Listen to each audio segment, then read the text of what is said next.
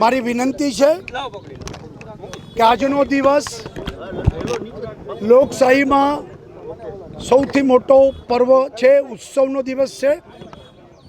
બધા અવશ્ય પોતાનું મતદાન કરે। ભારે મતદાન કરાવીને લોકશાહીને ઉજ્જવળ બનાવવા ગુજરાતની જનતા તમામ મતદારો પોતાના મતનો સદુપયોગ કરીને ભારતનું ભવિષ્ય ઉજ્જવળ બનાવશે તેવી બધાને વિનંતી કરું છું। ખાસ કરીને જ્યારે આજે હું મતદાન કરવા આવ્યો છું, એક ભારતીય જનતા પાર્ટીના ઉમેદવાર તરીકે હું રાજકોટના ચૂંટણી લડું છું, પણ મારો મતનો અધિકાર કચ્છ સંસદીય ક્ષેત્રના વિસ્તારમાં આવતો હોય અને ખાસ કરીને આ વખતની ચૂંટણી અલૌકિક ચૂંટણી છે। દેશ અને દુનિયા એક મન બનાવ્યું છે કે નરેન્દ્રભાઈને ફરીવાર વડાપ્રધાન બનાવવા માટેની ચૂંટણી હોવાના કારણે લોકોમાં એક ઉત્સાહ અને આનંદ પણ દેખાઈ રહ્યો છે અને રાજકોટ સંસદીય મત વિસ્તારના તમામ મતદાર ભાઈ બહેનોને એક વિનંતી કરું છું કે આપણો કિંમતી મત રાષ્ટ્ર નિર્માણમાં અને રાષ્ટ્રના વિકાસ માટે અવશ્ય આપનું મતદાન કરો એવી મારી વિનંતી। અને ગુજરાતમાંથી 6 કમળ જીતીને જ્યારે દિલ્હીની અંદર જવાના નરેન્દ્રભાઈની વડપણ નીચે સરકારમાં એક ટેકો દેવાનો ત્યારે ગુજરાતની જનતા પણ વધારે મતદાન કરશે અને કમળના નિશાન ઉપર કરશે એટલો મને આત્મવિશ્વાસ છે અને 6 કમળ જીતીને ગુજરાતમાં જશે તો 100% મને ભરોસો આત્મવિશ્વાસ છે। Thank you. ભારત માતા કી જય। વંદે માતરમ।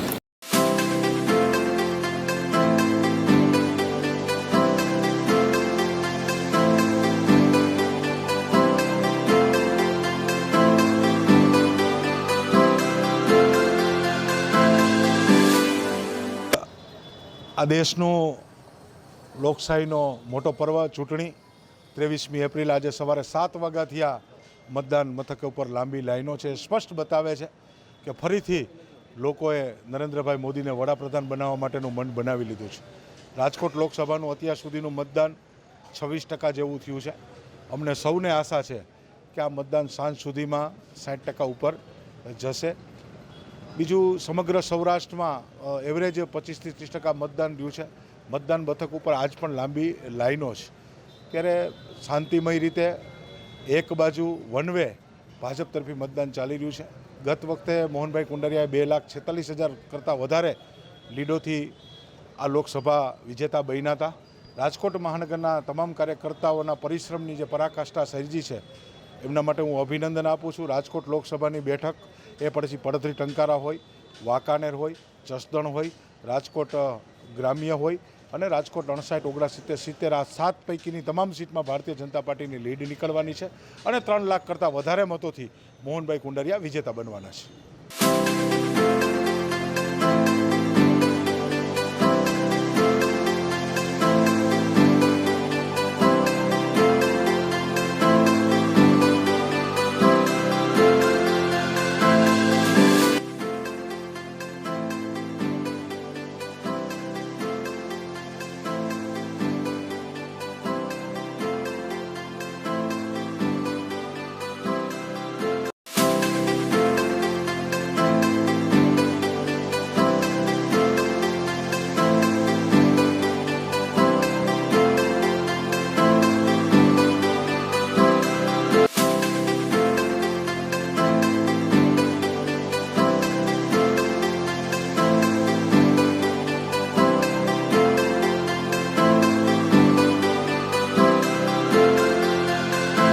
કર્યું છે, અમે મતદાન કર્યું છે અને ખૂબ ભારે મતદાન થાય છે। રાષ્ટ્ર નિર્માણમાં એક સશક્ત ભારત નિર્માણ માટે મતદાન થઈ રહ્યું લાગે છે। દેશમાં નરેન્દ્ર મોદી સાહેબની સરકાર અને ગુજરાતમાં વિજયભાઈ રૂપાણીની સરકાર છેવાડાના માનવી સુધી સુવિધા પહોંચાડી રહી છે, ત્યારે સૌનો સાથ સૌના વિકાસ સાથે કામ કરતી સરકાર અને આજે ઉત્સાહથી લોકો લોકશાહી પર્વમાં પોતાનો મતદાનનો અધિકાર લઈને સાચા અર્થમાં એક રાષ્ટ્રવાદી સરકાર માટે મતદાન કરતા એવું લાગ્યું છે અને ખૂબ ઉત્સાહથી મતદારો મતદાન કર્યા છે। એના માટે હું એમને ખૂબ અભિનંદન આપું છું।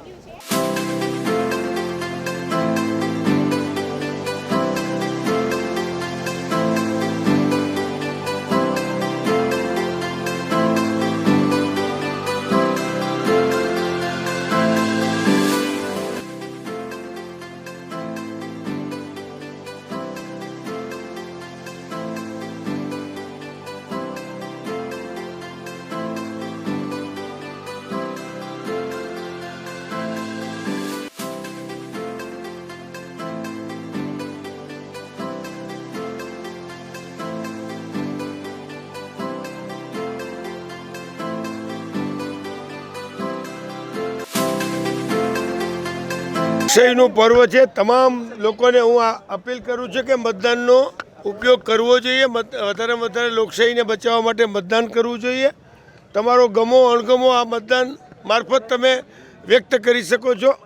તમારે આ લોકશાહીને બચાવવા માટે મતદાન કરવું જોઈએ. એક નાગરિક તરીકે તો આપણે મતદાન કર્યું છે, એક ઉમેદવાર તરીકે શું કહેશો? મેં ઉમેદવાર તરીકે અને નાગરિક તરીકે મતદાન કર્યું છે. ઉમેદવાર તરીકે આ ગુજરાતમાં અને ખાસ કરીને આ દેશમાં જે રીતે લોકશાહીનું ખૂન થઈ રહ્યું છે, જે રીતે લોકશાહીની હત્યા થઈ રહી છે, એ રીતે લોકોને ખબર પડી ગઈ છે હવે કે આ ખોટી વાતું અને ખોટા સમય એમાં ટાઈમ બગાડ્યા વગર આને જલ્દીમાં જલ્દી કાઢો. રોગનો એક જ ઉપાય, આને કાઢો.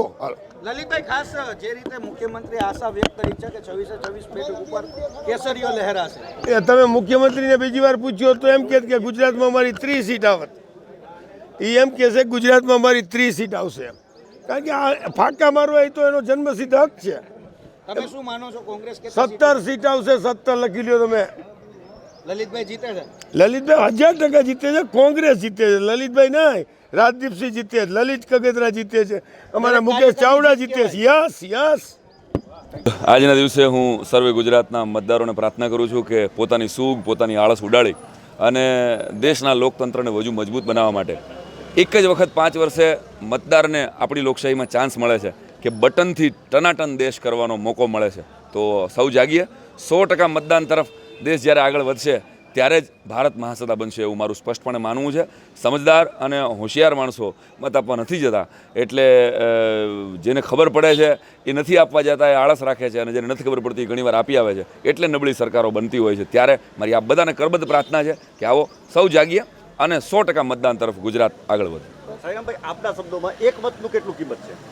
એક મત મારી દૃષ્ટિએ લોકસભામાં ભલે એવું થતું હોય કે સાંસદ એક મતથી હારતા કે જીતતા નથી હોતા, પરંતુ એક મતથી જ્યારે સાંસદ બેસે છે ત્યારે દરેક વોટરને એમ લાગે છે કે આ દેશ આખો મારા એક મતથી ચાલી રહ્યો છે. એક કડી આજના દિવસે સર્વે મતદાનો માટે મતદાન કરો, મતદાન કરો, મતદાન કરો.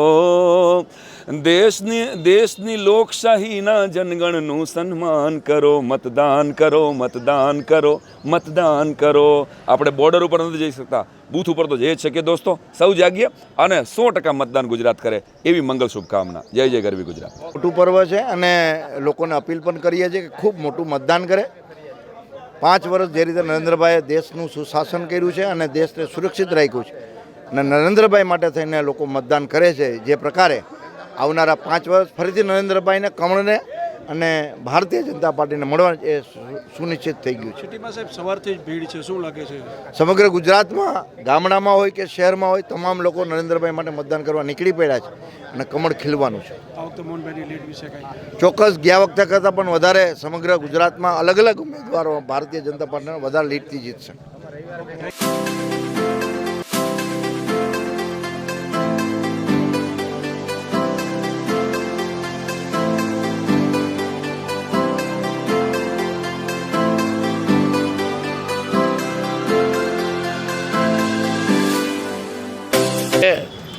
આવતીકાલનું ભવ્ય ભારત કેવા શક્તિશાળી હાથમાં સોંપવાનું છે એનો નિર્ણય આજે ગુજરાતની જનતાએ અને બાકીના અન્ય જગ્યાએથી પણ થવાનો છે. છેલ્લા 5 વર્ષમાં નરેન્દ્રભાઈ મોદીએ જે પ્રકારે સમગ્ર દેશનું સુકાન સંભાળીને સમગ્ર વિશ્વમાં એક શક્તિશાળી ભારતનું જે નિર્માણ કર્યું છે, શક્તિશાળી ભારતની જે છાપ ઊભી કરી છે, અને આવતીકાલે પણ એ દિશામાં ખૂબ ઝડપથી આગળ વધવા માટેનો જ્યારે પ્રયાસ થઈ રહ્યો છે, ત્યારે સમગ્ર દેશની જનતા એ દિશામાં વિચાર કરીને મતદાન કરશે અને ભારતીય જનતા પાર્ટીને ચોક્કસ વિજય બનાવશે.